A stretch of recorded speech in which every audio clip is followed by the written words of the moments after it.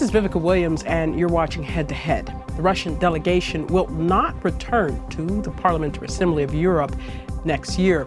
The vote on the draft resolution, which would have reinstated Russia's voting rights in the institution, has been postponed for further review. To talk more about this international agenda, we're welcome to the studio Volodymyr Ariev. He's a Ukrainian MP and the Vice President of the Parliamentary Assembly of Council of Europe. Thank you so much for joining us. Thank you for the invitation. So let's talk straight off about we know about the history where Ukraine's voting rights were suspended in pace because of its activities. Russian voting rights. Russian, yes, yes, exactly. Ukraine is full voting, actually even held the presidency. So with this postponement, this was a critical vote that came up. And I think there was some concerns that Russia may return to pace. Well, Russia always have a right to be in the assembly. They've deprived themselves voluntarily in 2015 after the second time when they've got sanctioning after the annexation of Crimean aggression in the eastern Ukraine. So their decision was to leave the assembly as a protest for the sanctioning, and the sanctioning was absolutely fair, and everyone who understood that, even who had voted against the resolution, meaning in the second part of sanctions, said that it's really fair because Russia should follow their obligation and meet the requirements of the Council of Europe. And first of all, it was a very clear response to the actions made by Russia. But in 2016, 17 and 18, Russia they've refused to table their credentials that could be tabled only on the once per year, on the beginning of a year, on the first day of the session, and it should be or concluded by the assembly, or I don't know, maybe it's suspended by parliamentarians who are members of the Parliamentary Assembly. So Russia they refused to execute resolutions and to meet the requirements and to be in the line of the Council of Europe values. So they've made financial blackmail. So they said that we are suspend our payment as an answer to suspend the credentials of our parliamentary delegations. So it goes absolutely in contradiction to the statute of the Council of Europe. But instead of this stand strong on the soil of the values, Secretary General of the Council of Europe he began to find out how to calm down Russians and meet their blackmail. Right, which is an issue because it's setting these standards and backing away from enforcing them. You know that it's in the history many times there were some such kind of dispute between money and justice. So now we've faced it to the dispute of money and values.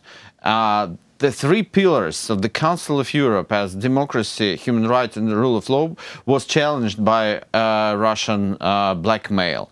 And finally it was the events in the Council of Europe what was a bit hypocritically masked under the presentation how to make the procedure in the Council of Europe better. Russia put on the table very clear demand. Just withdraw sanctioning from the rules and procedure of the Assembly. But the consequence of that is making the Council of Europe as well as particularly Parliamentary Assembly very weak. And it's based on certain values. I mean, and exactly. sanctions come about from not meeting the values of the organization with which you want to participate. So that it means that all members of the Council of Europe could do whatever they want and not being aware of the sanctioning, being sanctioned by the Assembly. So that's not. We've tried to explain to our colleagues that not a matter of the Russia, it's a matter of all our member states that could potentially trespass the law, international law, and break down the principles of democracy and the human rights. So what can you do in that case? Because the existing possibility of the sanctioning, it was took many member states in the frames. But if we see what's going on in Azerbaijan, Turkey, Hungary, and Poland, and specifically recently Poland now is facing maybe suspension of their voting rights. Absolutely, absolutely. That could be every member state that goes against the principles of organization was founded on that 70 years ago. It means that Council of Europe, especially Parliamentary Assembly, it's just cut its arm it means nothing. Their muscle. So that's right. That's what I mean. And we've tried to explain to our colleagues, and finally they understood that we a bit deceived. Even if a resolution draft hadn't included the word, even a single word of Russian Federation, of Russia, a mentioning of Russia, but it was not about the function of the Assembly, but was about the Russian matter. And of course, during our delegation and with Ministry of Foreign Affairs, President of Ukraine even was involved in that. Journalists, civil activists, experts, European society, human rights defenders, all they were included in the campaign that's called hashtag Safe Council of Europe. So that, and it was finally successful, succeed with that. I think it was this postponing. It's like a fail of Russian lobby in the Council of Europe. Well, we see that this is, in a sense, it's not Russia. I think maybe gives some backing, in a sense, to countries like Poland or Hungary, which, do you see that could possibly be an issue where Poland, Hungary may want to support the return of Russia in the sense that it would allow them to maintain what they seem to be going towards more autocratic and less democratic methods or laws as well?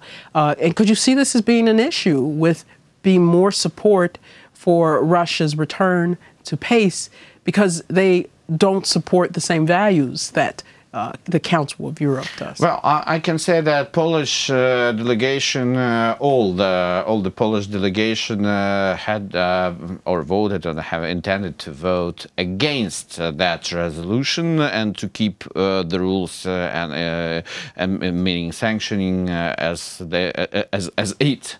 So, but Hungarian delegation understood that they in the worst situation than Poland as well as Turkish. They are unclear situation with the human rights in that states, and many countries are really concerned about what's going on in that countries. Poland is not so much in the agenda, but it's more focused on Hungary, on and Turkey for a while. So that delegation they told us clearly. Hungarian was unclear to abstain, but the Turkish delegation was in favor of that resolution because it's in favor of where they're heading towards these. Absolutely. So, but finally, we see that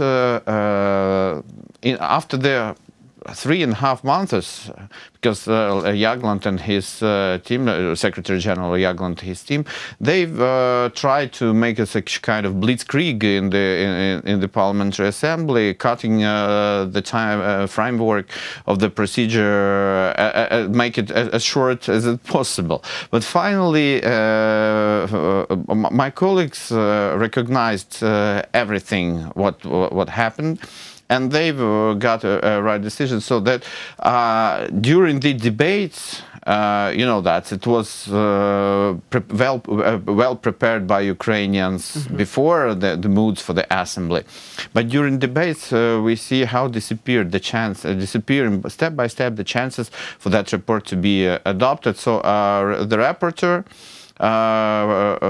she proposed to postpone it because of elephant, like she said, elephant in the room, meaning the Russian Federation behind all that. So, and now after that, we are in the future we'll have a long discussion. Not in January we will come back for that report, but even later. But it depends on the decision of Committee for Rules and Procedures in December. But finally, what I would like to point out that we stopped a Russian scenario in the weak point, as they thought, to revert sanctions against Russian Federation and European community to stand strong. Yeah. Right, and there are even more sanctions that have been levied against Ukraine as a result of the attempt to break into the chemical weapons organization, to hack this, the attack on Skripal.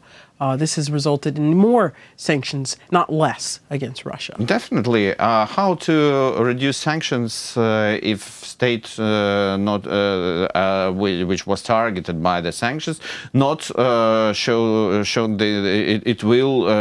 goodwill to improve the situation, but makes it only worse. Absolutely. So that's logically. And if European or world community goes to reduce sanctions against Russia without visible and serious steps from Russian side, it will mean that the values lost, the world lost with the values. Absolutely. And it's going to be a very, very difficult situation for the future of the democracy in the whole earth. Absolutely. When we saw this issue when it came to the Russian doping agency being reinstated, was this back down from holding them accountable to any of the conditions set up that would allow them to be reinstated. And there is that fear that Russia, if they hold out, then they can eventually win without having to meet any conditions. And I think this is the fear of Ukraine. This is the fear of others that are against this type of behavior.